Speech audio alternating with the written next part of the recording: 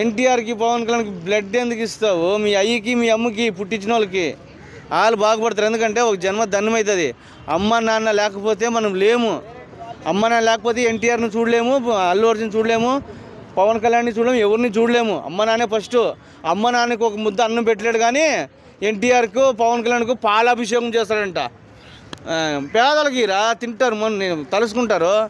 ఎన్టీఆర్ కోసము నీ సస్తాను గొంతు కోసుకుంటాను, నీ పెళ్ళం కోసం సావు, నీ పిల్లల కోసం సావు, లేదా దేశం కోసం సావు, ఒక పేరు వస్తుంది. ఎన్టీఆర్ కోసం చేస్తానంటే తిని బతుకు.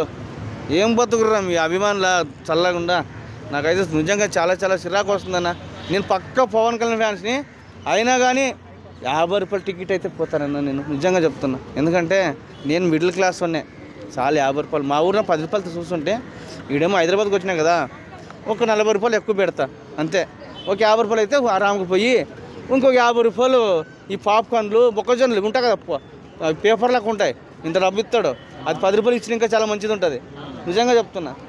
వాటర్ బాటిల్ 50 రూపాయలు అంట, 20 రూపాయలు వాటర్ బాటిల్. మళ్ళీ వాడు వ్యవస్థించాడు తినబండారాలు బయట నుంచి అలో లేదు అని. అయ్యోనమ్మ, బయట ఏదో తక్కువ దొరుకుతుందని చెప్పి తీసుకొస్తే దాన్ని కానీ ఆపుతాడు. వాడు మా షాపులోనే తీసుకోవాలని, దానికి మళ్ళీ ఏమో తక్కువ ఇస్తాడు. ఏమన్నా వాడు వేసింటాడు 150 రూపాయలు 200 వేసింటాడు అంతే. నాకైతే సినిమా టికెట్ తక్కువ చేయాలన్నా. మన కంట్రీస్ అని కాదు, అన్ని కంట్రీస్లో కూడా తక్కువ అవ్వాలి. ఇప్పుడు 10 రూపాయల టికెట్ అయిందంటే 10 సార్లు వస్తాడు అభిమాని. ఆ డబ్బులు వస్తాయి కదా. మనం 2000 3000 పెడితే అది ఇంకా పోతూనే ఉంటాయి. ఇంకోటి కూడా మొన్న, సారీ ఏమనుకోకండి వైసీపీ కార్యకర్తలు, ఒకటి చెప్తున్నాను. ఇప్పుడు మొన్న పవన్ కళ్యాణ్ గారిది టికెట్ ఎక్కువ పెంచినారు, మోసం చేస్తున్నారు, జనాల్ని దోచేసుకుంటున్నారని మాట్లాడారు కదా. ఇప్పుడు వార్ 2 వస్తూ ఉంది, మళ్ళీ కూలీ వస్తూ ఉంది. దాని గురించి కూడా కొంచెం టికెట్లు పెంచితే దాని గురించి కూడా కొంచెం మాట్లాడండి. మాట్లాడితే నేను చూడాలని నాకు కూడా చాలా ఆశ ఉంది.